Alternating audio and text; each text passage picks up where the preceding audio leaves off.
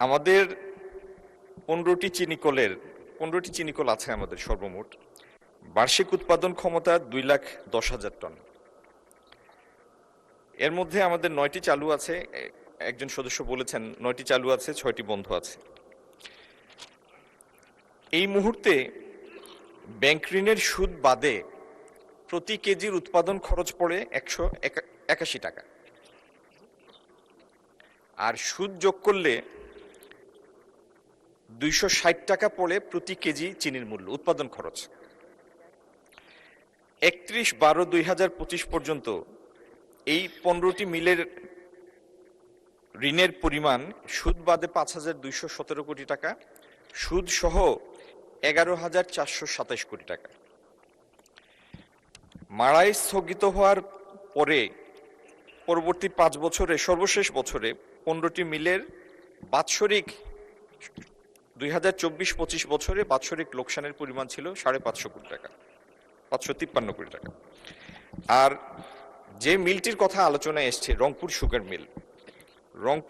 Sugar মিলে চিনিকলের উৎপাদন বন্ধ হওয়ার আগের 5 বছরে 15-16তে লোকসান ছিল 26 কোটি চালু অবস্থায়, বন্ধ অবস্থায় 15-16তে 26 কোটি, 16-17তে 38 কোটি, 17-18তে 51 কোটি, 18-19-এ 60 কোটি, 19-20-এ 52 কোটি।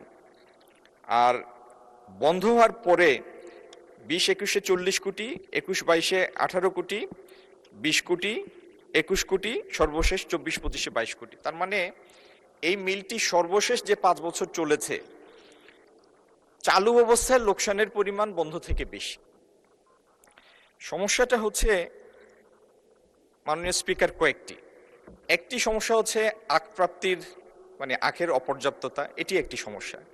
কিন্তু এর থেকে বড় দুইটা সমস্যা হলো যে আমাদের যে ভ্যারাইটির আখ হয় সেখানে যে পরিমাণ আমরা এক্সট্রাক্ট পাই সেটা হচ্ছে 5.5%। আর বিশ্বের অন্যান্য দেশে, বিশেষত আমরা যে দেশ থেকে চিনি আনি ব্রাজিল থেকে, সেখানকার আখের এক্সট্রাকশন রেট হচ্ছে 10%। তার মানে একই পরিমাণ আখ মাড়াই করলে আপনি যে পরিমাণ চিনি এইখানে পাবেন তার দ্বিগুণ পাবেন ব্রাজিলে।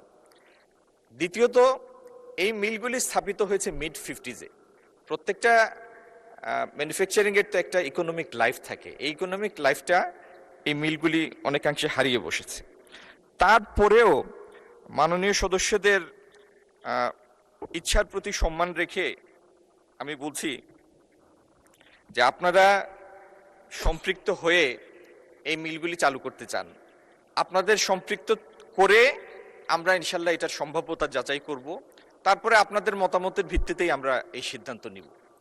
আমি সিদ্ধান্ত প্রস্তাব উত্থাপনকারী মাননীয় সদস্যকে অনুরোধ করব এই আশ্বাসের আলোকে আপনি আপনার প্রস্তাবটি প্রত্যাহার করে নিন। ধন্যবাদ মাননীয় স্পিকার।